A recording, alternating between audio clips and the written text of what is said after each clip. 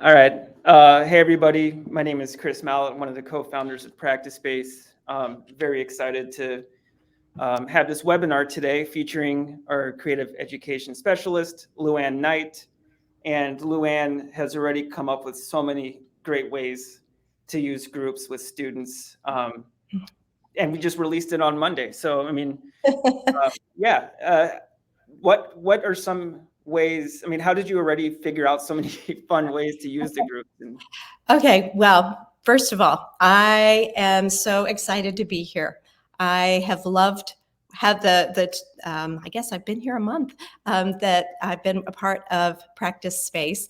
When Tanara, I mean, it's been such a heart-wrenching time when they first announced that they were not going to be an app anymore. And then with all the things going on in Israel, it's really broken my heart.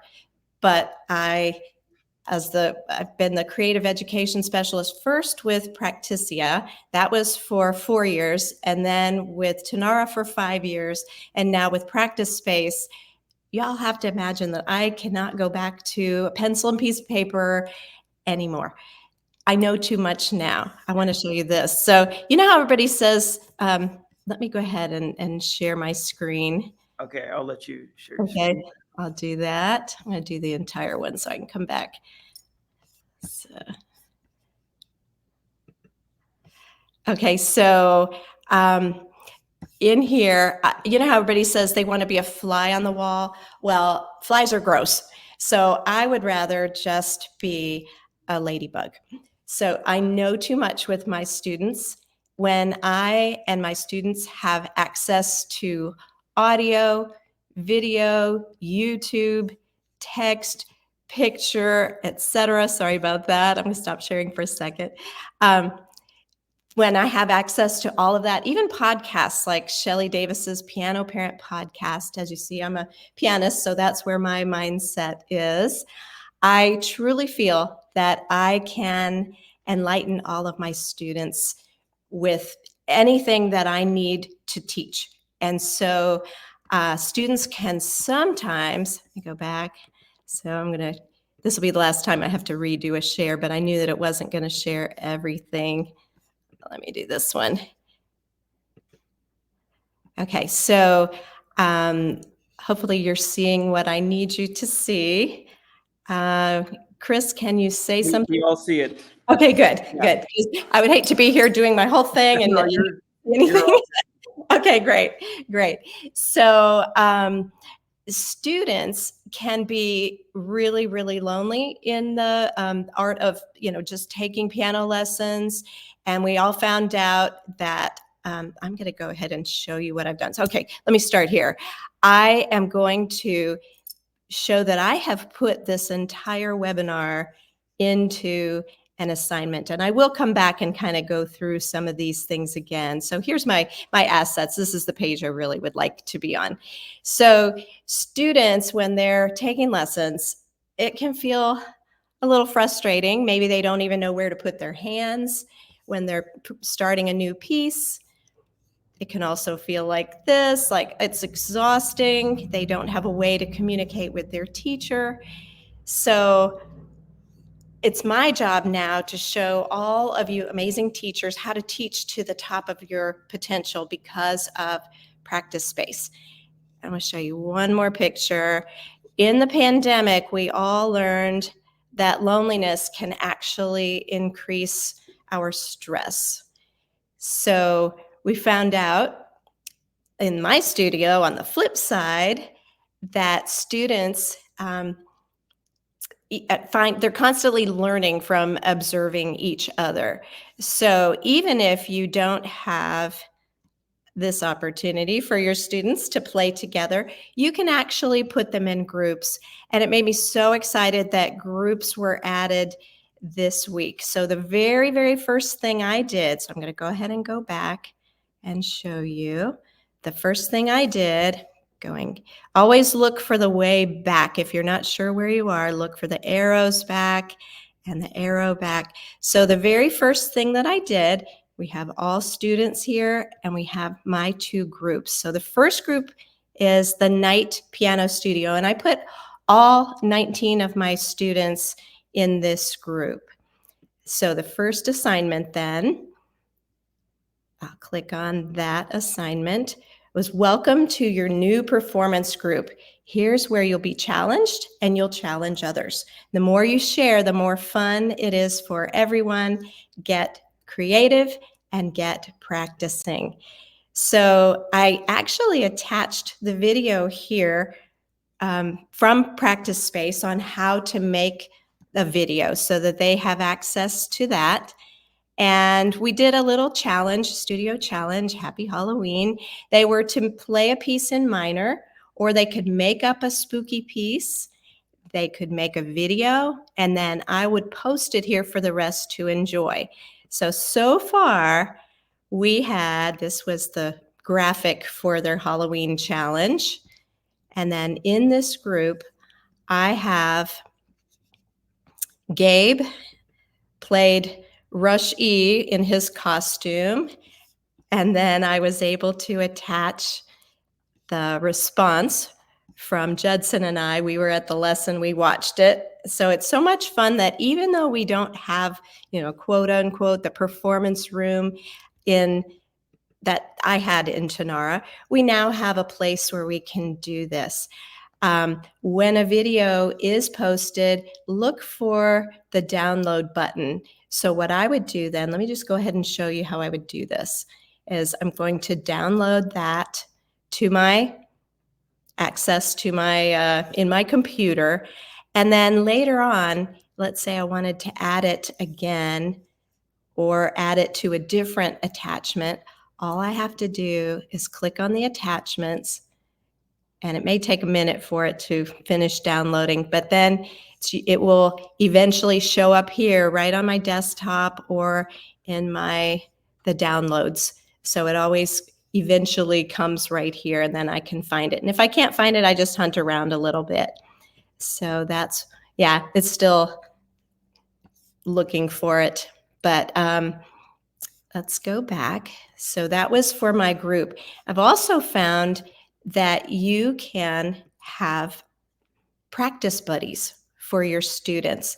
So you can connect 2 students, 3 students, 5 students, however many you want. This is also a place where if you have, like you're going to do a composition challenge or something, and you've got, 4 older students that are going to work on this one, or 4 younger students. I've had some success with younger students also composing. Then you can create a small group. And this one I did with just 3 girls. And let me show you what I said. So welcome to your Practice Buddies group. I chose your name based on the first initial of each of your names. So the name of the group is Magical Musical Keys. So the first letter of each of their names is M, M, and K. So in their first assignment, they're going to make me a video telling the 3 things that they like to do, 3 things they don't like, and 3 things that they love about learning to play the piano. So when a student sends me a video, it shows up on my dashboard and I can watch it there. But what you'll notice is that I can't actually download it from there. So I don't have access to being able to share it from there. What I can do is I know that this came from my student, and I can go ahead and go to her page. And then under the practices, if there was a video associated, I think it was this one, with this practice. Let me go back. You have to find the one that it's associated with. I'm sorry. There it is. Then when I click on it from the attachment here, it's going to have that download button again. So when it's on that screen, I can download it, and then I can find it back in my studio. And if you need trouble, we don't need trouble. If you need help with this, then probably make a specific video just for this. So let me come back to my students, all of them, and go back to this assignment of my sample student where I put the entire webinar. So this is one of those things that you want to just keep clicking and clicking on things. The more you do it, the more you'll remember it. Here's a question that several people have had. How can they change the amount of time that a student practices? So with this 10 minutes, I can add it. And this would be 10 minutes for the entire lesson of what they're practicing. So if I want them to practice 20 minutes, then I can change it to 20 minutes and save that. Now this amount stays for that student until I change it again. So going back to my assignments, all of my assets are here, and then I go to the attachments. So sometimes you can even connect an older student with a younger student, and that's what happened with this piece, Shar-Pei, that I'm going to show you. So these two students never met each other. The younger student wrote a Black Key piece, including the words and music, and then the older student learned the younger student's piece and added a part B to it. And Chris, if you could let me know if this isn't sharing the audio, I'll go back and share just this screen. I think because I shared the whole screen, it may or may not, but let me test this out. So let me know. I'll let you know. Your music? Yes. Great.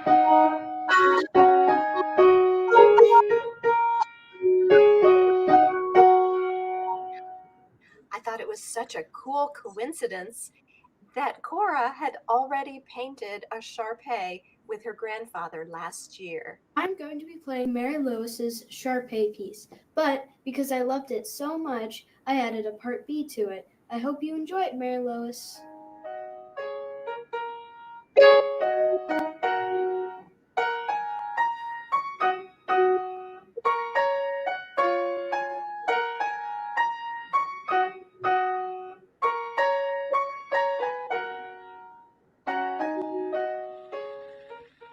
So one of the awesome things about this video is that if you have parents who say, well, I don't want my child in a video, then it's so simple for them to just record their hands and be able to send that. It's still just as effective for us to hear and watch the student playing as if we saw their face. And with the first student, it was recorded from behind. So you still saw her hands playing, but you weren't paying attention to whether or not you saw the child's face. So those are two ways that you can appease parents if they're thinking that this is too much sharing of the student.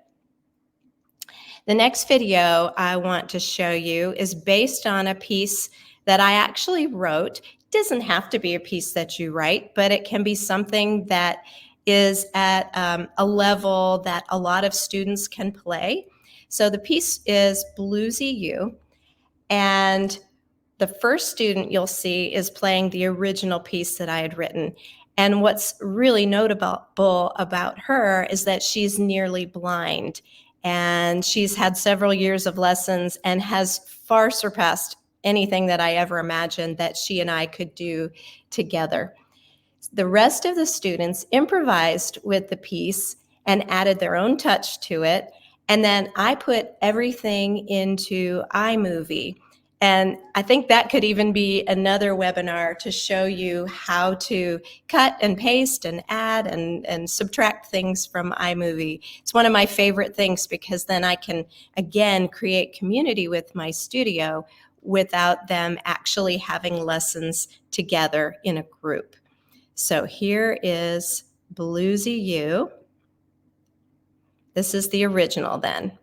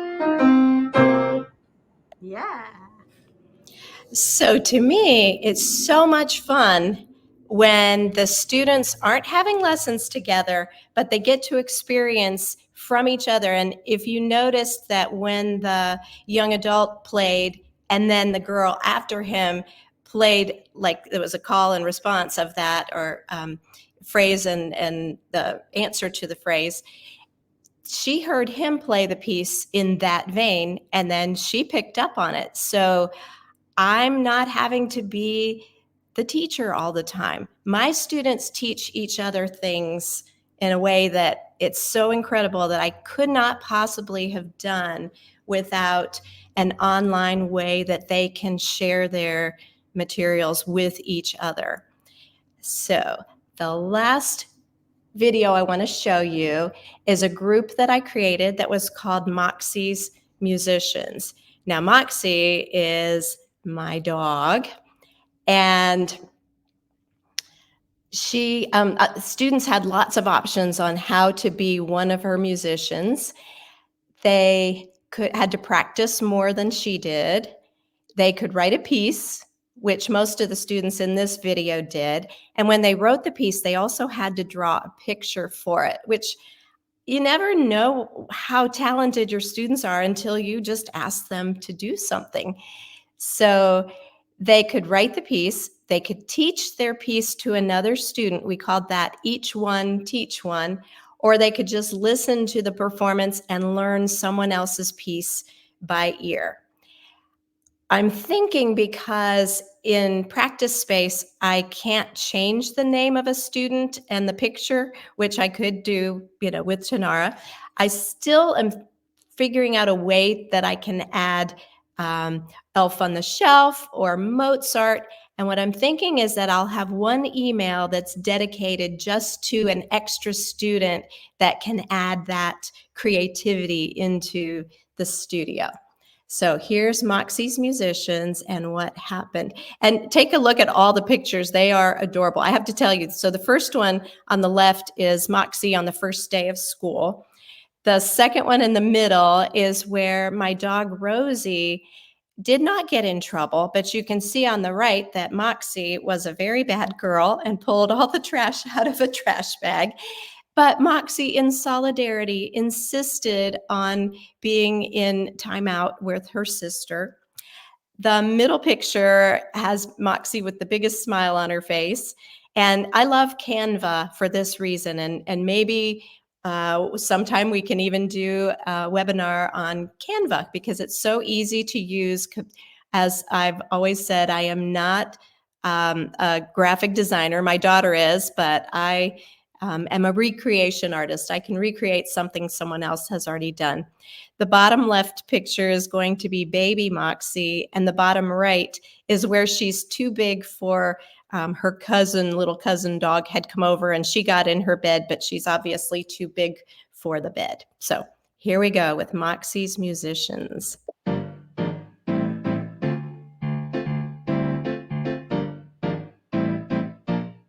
Chloe wrote a piece called Windy Day. Lily learned it by ear, taught it to Ella, Ella taught it to Leola, Leola taught it to Riley. So her piece went 5 deep.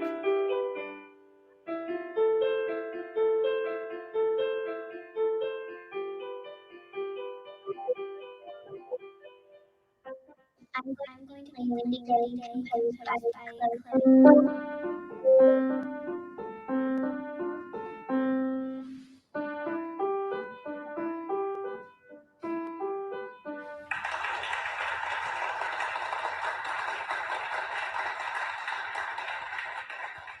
That's just one of the ways. Here are some of the performances of some of the other pieces.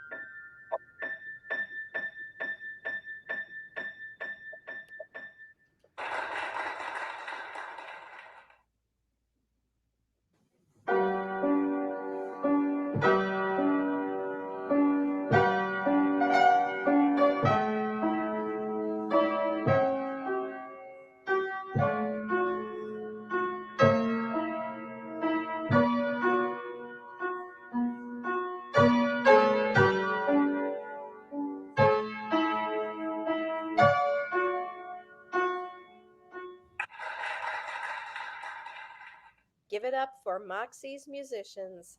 We at Practice Space would love to hear how you're using Practice Space creatively. And now that we have groups, maybe you can try something new and share it with us.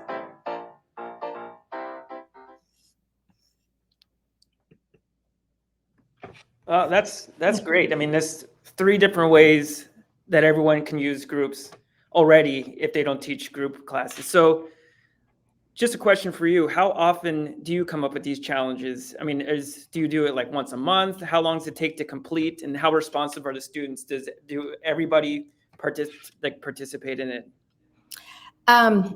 We do them probably, I would say quarterly, to be realistic. Now, there have been some where I've done one month and one in the next.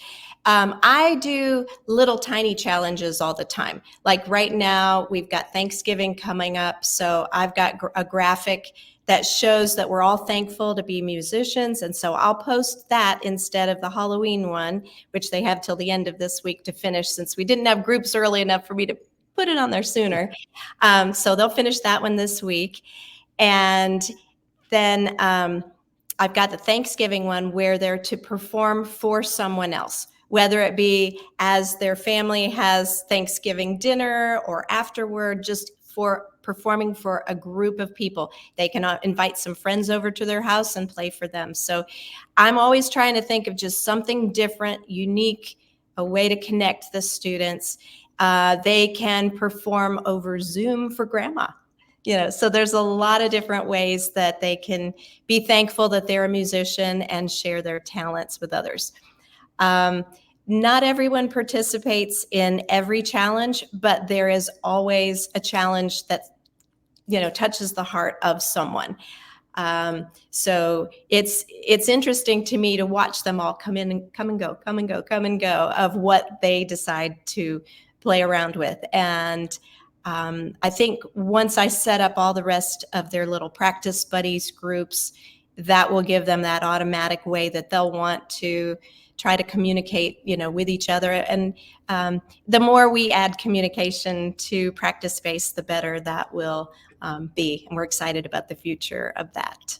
Yeah, so everyone knows we will be integrating more communication aspects into Practice Space, whether it be more through the posts or through a chat feature, but it is something that we are working on, and it is something that we know is important to everybody. And just so everyone knows, the way you download a video is that after someone sends you that video, you have to go to that student's practice.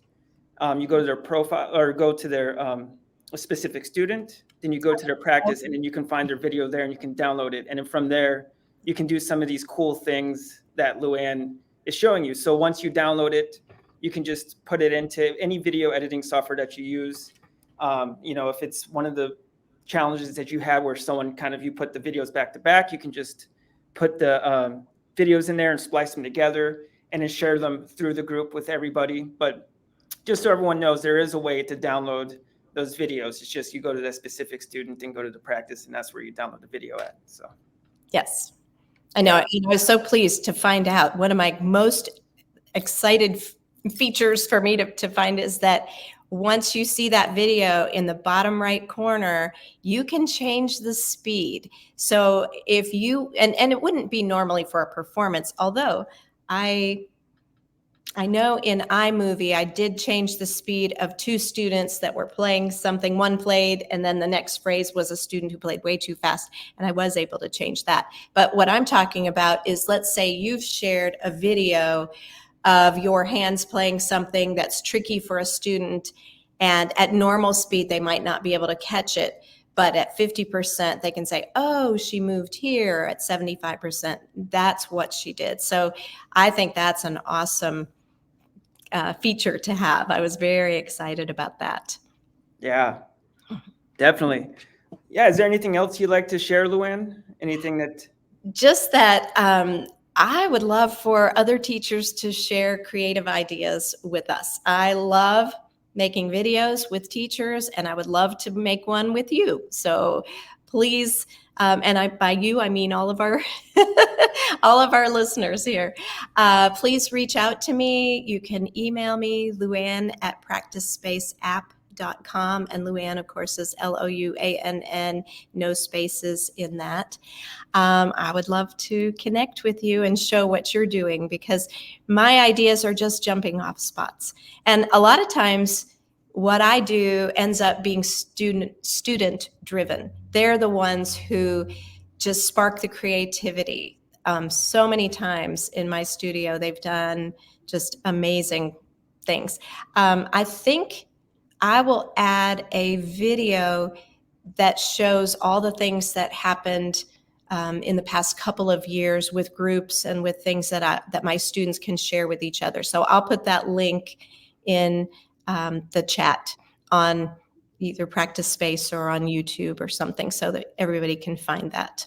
Probably, Yeah, I think in our Practice Space Facebook page. exactly. Yeah, I think share some of these challenges with everyone in the Facebook group, and then let's see what other challenges people come up with. I think especially during this time of year, I think there's a lot of different holidays and seasons that we can base some of these challenges on. It'll be really exciting to see each other's, and hopefully we can incorporate it in our own studios as well, because I think it's fantastic for students to not just work on those pieces that they're assigned, but to have this creative outlet and to learn to improvise and to learn to compose. And it's really what helps maintain motivation for students, and we'll keep them in our studios much longer as well. Exactly. That's the truth. And I wish that I had not only someone to show me how to improvise or just encourage me to, but also I wish that I had Practice Space as a child. This would have absolutely appealed to me. I loved anything that, could give me more information, that could encourage me, that could challenge me. I would have loved to be on the top of that leaderboard. Would have been a lot of fun. So I'm glad that I can at least impart this to the next generation. Absolutely. And thank you, Luann. Usually we would do a Q&A now, but we had some technical difficulties and we're not currently streaming on Facebook, but we will share this on our Facebook page, and hopefully we'll get some comments and reactions there. Okay. I hope so. Good. All right. Well, thank you, Luann. It was great hearing from you. And we look forward to hearing from everybody what creative things they will come up with groups on Practice Space. Okay. Thank you so much. Yes. Thank you. Thank you. Right. Bye. Bye.